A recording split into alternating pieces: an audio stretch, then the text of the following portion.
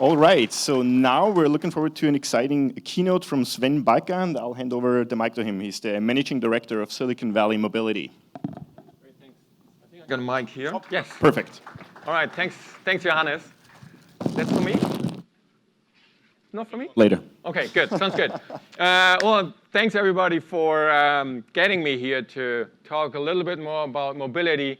What if it is just starting? But I also wanted to start with a little story. Actually, it was great to see Saeed here on stage again. And it reminded me when I met Saeed for the first time. I think it was like 2004 to, yes, thanks, I need the clicker. 2004, 2005. We had like a business mixer thing at Il Fornaio in Palo Alto. And I was back then at the BMW tech office. And I meet this Saeed, and it's like, so what do you do? And he said, well, I'm thinking about this thing, plug and play. And I was still in my German thinking, like, what do you mean play? I mean, we're not here to play, we're here to make business, right? And we're here to reinvent the future. But he had this idea, and he told us about it, like, well, what if we can bring like really young entrepreneurs and their teams together and really have them co-locate and think about their ideas and get them to the next stage. And I said, but why would you do it? And he said, well, because someone has to do it, and we need to fuel that innovation. And so therefore, it's great now, like 12, 13 years later, to see what plug and play has become. There's even like a dedicated mobility part of it. And it's a great honor for me, actually, to be here and be talking about mobility. What if it is just starting? And that's really what I want to keep you in mind. My thinking for this talk was, let's maybe take the perspective of the automotive industry, where I have worked for a long time. And very often the saying is, you know what, it's all over. You guys are done. But what if it is just starting? So therefore, the subtitle is a story about an old industry, smart ideas, and then it was running out of space. Like, what else can I put in there? It always has to be three things. What about stuff? Why not? Let's do stuff. So what if Silicon Valley reinvented the automobile? What would it look like? And we could say, well, Tesla, duh, that was easy. But yeah, but what about the user experience? Because after all, an automobile still probably will need some kind of propulsion system, whether that's a combustion engine or an electric motor, remains to be seen. There are probably some safety systems, and brakes also wouldn't be too bad. And actually, if you see where you're going for the time that you are still driving, you might also want lights and things like this. But now if I thought about this, what might the user experience be like? I thought, well, it might be somewhat different, because if you get like the check engine lights, and if a social media company designed the system, they might say, hey, that actually gets 5.8 million views every year, and actually some people really like it. Seems like they don't understand what it is. Quite a few people hate it, but you can share this, because that's a great new user experience now. What if the airbag was made by a video streaming company, where they said, well, we can deploy this content after this little ad. Can you wait a moment before we deploy the airbag? What about brakes basically voice operated by some smart speaker system? You know what, I didn't quite get there what you said there, but you can ask me to basically slow down, stop now, or don't move. What do you want? Not a great idea maybe for brakes. Or what about headlights? If that was done by a major search company, it might be something like, well, due to copyright laws in your region, we can actually not show you more right now. You get the point. There are different approaches, obviously, to technology and innovation. And not all of it is just by ingenuity. We are so smart to do it. We are also regulated by quite a few things, whether that's what we can show or cannot show, but also what has to be in a car, and that an airbag actually needs to deploy within 20 or 30 milliseconds. So that's actually quite fast. But where do the cars come from? And I told you I wanted to basically elaborate a little bit more about the automotive industry and then how it feeds into the Silicon Valley ecosystem. But what has been going on in the automotive industry lately? And you can say, well, actually not a bad place. Keep them coming. It's like 1.3 million motor vehicles in use globally. I assume that we have a certain number of people in the room, about 400 or so. So I assume that about maybe 300, 350 vehicles basically were used today to get us here. Just about a few years ago, we had like 97 million vehicles produced per year. I think the 2018 number is slightly down. It's around 94 million, but still, that's a lot of vehicles. When we basically do a back-of-the-envelope calculation, quick in a business meeting, we say about 100 million vehicles every year that are being produced. Nice addressable market, not too bad. And actually, motorization, which is measured in terms of vehicles per capita, it's going up. 2.3% lately, largely due to emerging countries, but it doesn't really look like that it's all over. But who knows? Mobility these days very often is something like this. And it might be over very soon because, after all, in 2017, Uber basically surpassed yellow taxi in New York City. And we see all the traffic also that seems to be generated just because of Uber here in San Francisco. And at the San Francisco airport, they are now regulating where Uber and Lyft vehicles can actually pick up passengers and so on. So there's a lot of disruption already. And for 2021, many of the vehicle manufacturers and tech giants and startups basically say, this is when we will have the self-driving car. Well, that's not that far out anymore, just 2 more years. You might wonder why 2021. My sense is many of these announcements were made in 2016. And in 2016, they said, in 5 years from now, we will have the autonomous car. So let's see what's going to happen year after next. But also, some forecasters basically say by 2030, vehicle ownership will be obsolete because we will just be in shared and probably automated vehicles. So let's see where that's going. Are we already on a sinking ship? Did we hit the iceberg because the rudder was too small and the tanker too big? Is it all over already? And just the band plays on? Is that what's going on here? Because a few more numbers, like what indicates basically the state of the industry, that Volkswagen, for instance, expects this year about 5% revenue growth. And that is still after some, I would say, very unfortunate proceedings within the company with emission technology and so on over the last 4 years. But still, there's continuing growth. And the miles driven in the United States are going up again, 5.4% from 2015 to 2017. So it's not really that we are staying at home and just streaming the meeting here, and everybody maybe clicks on something, yeah, that was great, and give an applause to that. We want to be there, and therefore we're still creating all this traffic. And that number I found really surprising, that SUVs are basically at a 7% growth rate today. And that's like big SUVs. It's not really that we are getting modest, that we say, you know what, maybe I get a smaller car or so. No. You know what, if I want a car, then I get a big SUV. And on a global scale, 7% growth, what's happening there? So where do we go from here? And some of you maybe who've been to 1 or 2 talks of mine know that I'd like to show this page.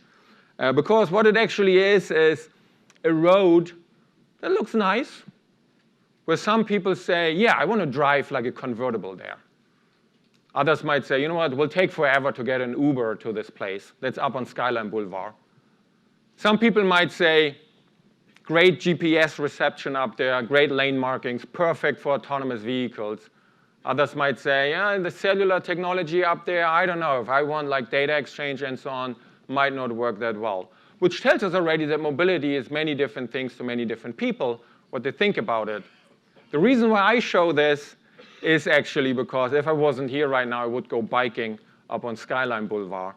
And so there's many different facets of mobility. But what this also shows, the road into the future is winding. And there might be no oncoming traffic, but all of a sudden, after this bend here, there might be a detour. We might go over a cliff. We don't know. We might end up in the woods. We might need to go up a steep hill. Or maybe there's actually a dead end. Who knows? So we don't see any of that in that picture. But I think that's what it's like for mobility, that we are on a section where there's relatively good line of sight what's next year, what's maybe just in that turn. Doesn't seem to be icy there in that turn, so we probably can keep our momentum. But what's next? What's going to happen in the 2020s? We don't really know. So where do we go from here?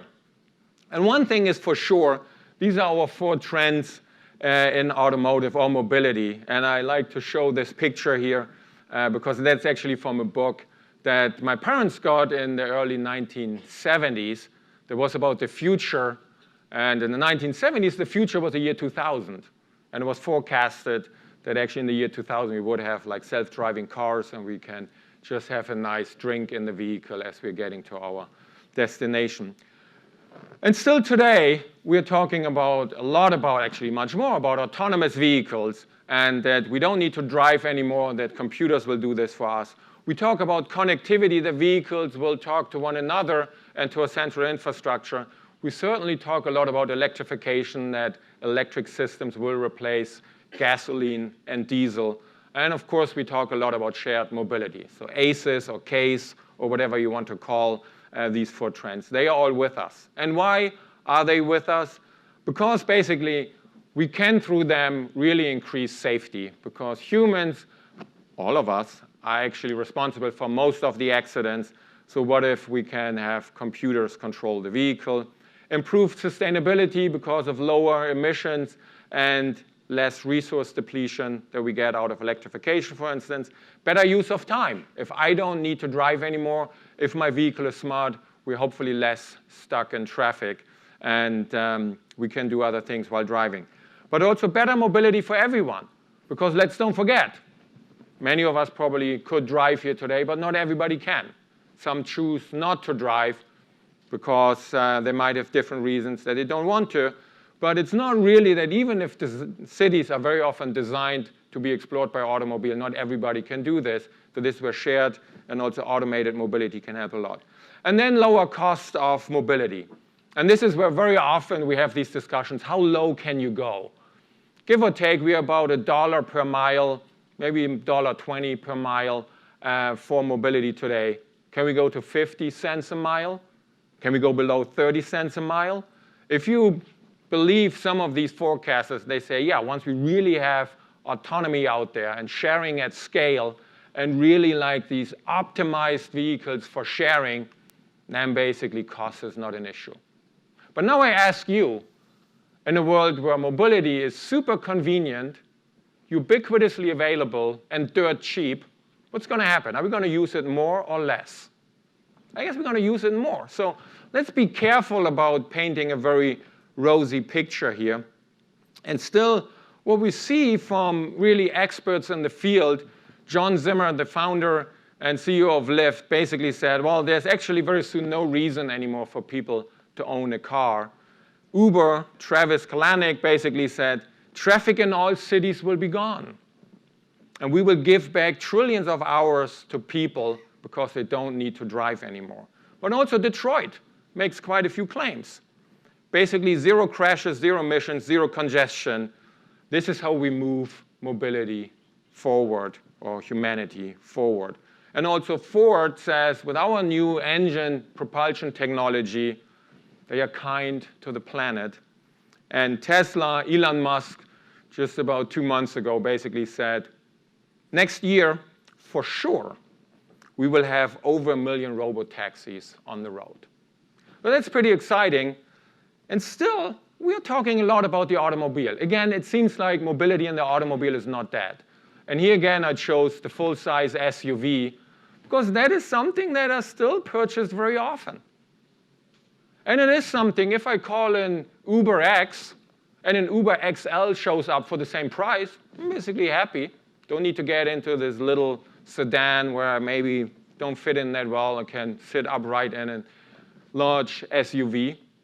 And the nice thing is, but this is where I have the question with the nice thing. Very often it sounds to me, we get in this vehicle, we can go to sleep, and out of the tailpipe just come roses and nice fumes. So it's a very visionary picture that we should definitely move towards. And we should strive really to reach that vision. But we should also be realistic, what can we accomplish? And this is really where I see that Silicon Valley and Detroit, or automotive industry at large, have really made great strides, like coming together and really inventing mobility together into the future. Much of this is happening in this space. $14 billion have been invested in AV, so autonomous vehicle companies, just in 3 years. 30% of that investment goes into artificial intelligence, because we basically figure, you know what, to understand what traffic really is, to pre-program that, that's really hard. Let's use artificial intelligence and learn from humans, but also from all the computer imagery and the likes, that we can come up with a system that's hopefully then smarter than humans. Comes with a few strings attached, actually with quite a few strings attached, because what are we creating here? Is it going to be like a Frankenstein kind of vehicle that we don't really know anymore what it does? Well, we shall see. And also the number that quite a few certainly know, there are more than 60 companies now testing autonomous vehicles here in the state of California alone. So much is happening here in California in particular. But let's don't forget, with all its Silicon Valley ingenuity, the basic automotive principles still matter. And this is where us as automotive engineers, and I still call myself one of those, we take our bragging rights. You know what? Our products operate at minus 40 Celsius, plus 80 Celsius, 100% humidity, rain, snow, ice, wherever you want to take the car, it just works. Do that with your computers or consumer electronics, might be very different. And then we also like to say in the automotive industry, you know what, if our things fail, someone dies. And I was thinking, how can I actually visualize this? How I can come up with an impactful number. And I came up with an explosive number.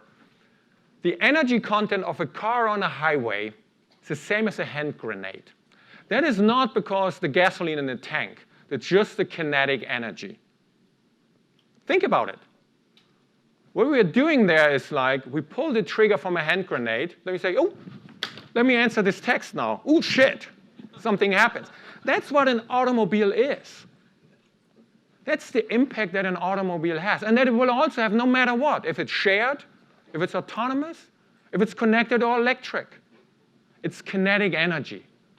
Mobility is a lot about basic physics. First order principles, as we like to say very often. That we should not forget, but we can make it smarter, and we have to make it smarter because it's not good. And also these products last very long.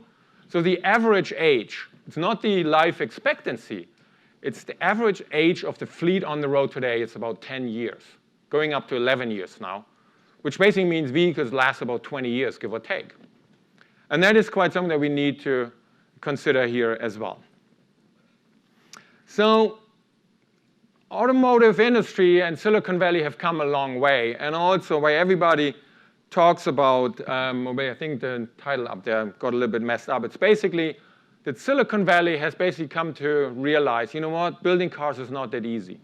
And here's the CTO of Waymo, Dmitry Dolgov, who basically says the challenge of actually building a real product and deploying it so that people can use it has turned out much harder than expected. Because it's not like putting something together that works in a very controlled environment and you can have a great demo. There are fantastic parking lot demos, or maybe you do your one stretch on 280 where you can show your system. But there's much more to it if you want to have people use it every day. And also Elon Musk, I think that has been quoted quite a few times, where he said, making one of something is quite easy, but making something consistently at a great quality is actually extremely hard. So that's also something where we say, yeah, we need to bring more innovation to mobility. We need to make cars better, but we also need to realize there's much more to it than just putting a great vision somehow into a demo. So what are the timelines for all of this? If we think about it, we saw 2021, the autonomous car is going to be here. 2030, we don't own cars anymore. Really, is that true? Well, the experts actually don't really agree. And in that chart, I basically took all the different forecasts from what you could see here technically in the fine print, but reputable forecasting organizations like Bank of America, BCG, Bloomberg New Energy Finance, and so on. I took all these lines, and then orange is for autonomous, green is electric, and blue is shared. And you basically see here, well, today they all agree, there's a little bit here and there, we see some of it happening, and then is it going to be like a hockey stick? Or is it going to be a nice increase, and then, well, we get to some sort of saturation? Or is it like a consistent parabola that maybe shoots us into outer space? Who knows? But this graph basically showing the market share of new vehicles that will have autonomy or plug-in electric or are only for shared is something that is really hard to forecast. Now, don't be fooled. Don't say, well, you know what, not too much happening here. I can go to sleep. I put my feet up a little bit higher, good for blood circulation, but that's about it. Really, please don't do it. Because in the 2020s, you will be thrown out of bed because you will be waking up to a very, very different situation where all of these things are happening. And once they happen, it's too late, I think, to get engaged. This is why I really congratulate all of you being here today, like large corporations really connecting with the startups, but also startups actually pushing to bring their technology to the market. Because much of this is really about market share. It's about a race where this might go. So even if these forecasts are somewhat contradictory, please don't just wait it out. But how do we get actually from this pretty traditional industry of making cars, basically shoebox on wheels, to the new click economy for mobility, where we basically say, okay, I just get my vehicle, whatever I just need. So there's a lot of industry change happening. And much of this is what I have there in the headline. It's about partnerships. It's really about who works together with whom. And some of it was already in Alan's opening remarks, what's happening here. Toyota investing in Uber, it was just $500 million by itself into Uber to actually help with autonomous vehicles. Ford and Volkswagen, you would think competitors, but basically teaming up for the development of autonomous and electric vehicles. And also General Motors sharing platform, Maven, that is running into challenges, yes, but at the end of last year, they also said, you know what, our platform is not just for us. We also welcome other vehicles on our platform. Again, it's about market share. It's about scale. It's not something 2023 you figured out like the optimal solution, then others are already in there. And also what Alan showed earlier, the rate that it took Uber to get to a certain number of rides and now Lime or others for micromobility. So that's what's happening. So just waiting is not an option. Amazon investing in Aurora, so a very ambitious autonomous vehicle company.